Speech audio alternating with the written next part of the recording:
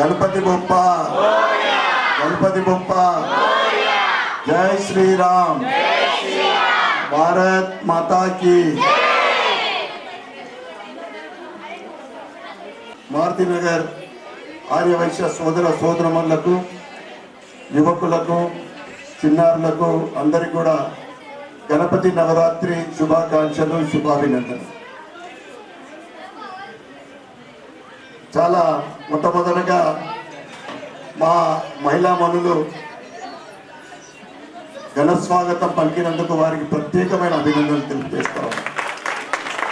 అదేవిధంగా ఐక్యమత్యానికి మారు పేరుగా నిలుస్తున్న మారుతి నగర్ సభ్యులందరికీ ప్రతి ఒక్కరికి కూడా పేరు పేరున వారికి శుభాకాంక్షలు శుభాభినందనలు తెలియజేస్తా ఉన్నాం.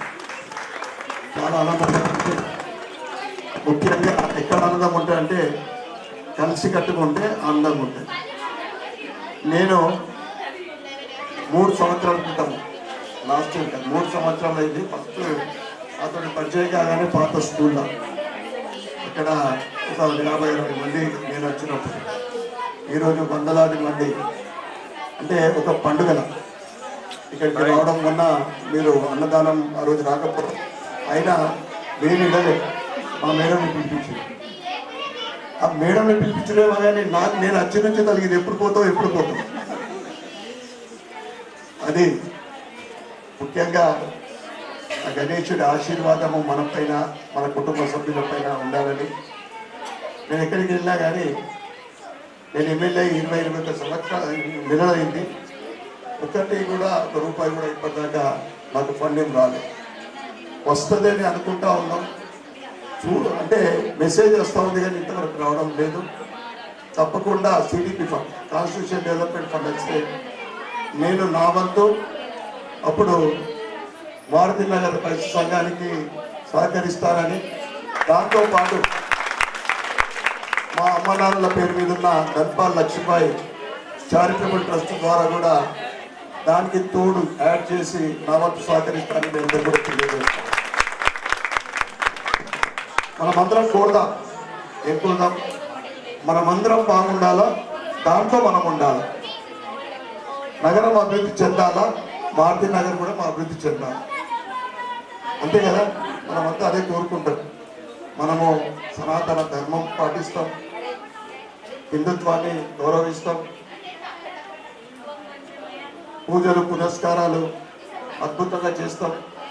ఇతర కుటుంబాలందరికీ మనం ఒక ఇన్స్పిరేషన్గా నిలుస్తాం. అందరూ కూడా వయసులే కాకుండా ఈరోజు గత 11 సంవత్సరాలుగా నరేంద్ర మోడీ గారు వచ్చిన తర్వాత దేశవ్యాప్తంగా అభివృద్ధి చూస్తాం. దాంతోపాటు పురాతన ఆలయాల అభివృద్ధి, ఏ ప్రముఖ ఆలయాలకు వెళ్ళినా కానీ ఒకప్పుడు మనం ఇట్లా పోయి వస్తుంటుంది, అవన్నీ పోయినాయి. వితౌట్ ప్లానింగ్ పోతే వాపసు రావాల్సిన పరిస్థితి. ఈరోజు అయోధ్య రామ మందిరం అయిన తర్వాత అక్కడ రోజు 2 లక్షల మంది. అంటే దేశవ్యాప్తంగా కూడా ఒక దేశభక్తి, ధర్మం పట్ల అభివృద్ధి, మన ఆలోచన విధానం ఇవన్నీ జరుగుతూ ఉన్నాయి.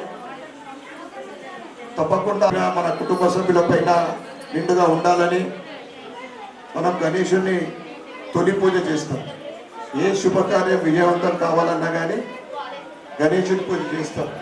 అంటే అన్ని విఘ్నాలు తొలగిపోవాలా చేసే కార్యక్రమం. అందరి కుటుంబాల సుఖ సంతోషంతో పాటు విఘ్నాలన్నీ తొలగాలని నేను మనస్ఫూర్తిగా కోరుకుంటూ మరి ఒక్కసారి మార్తినగర్ సభ్యులందరికీ పేరు పేరున, అంటే నా మీద ఇంత అభిమానం, నేను ఇచ్చింది ఏం లేదు మీకు, అయినా కానీ ఇంత అభిమానంగా ఉన్నందుకు మీ అందరికీ కృతజ్ఞతలు చెప్పుకుంటా ఉన్నా. ధన్యవాదాలు చెప్పుకుంటూ భారత్ మాతాకి.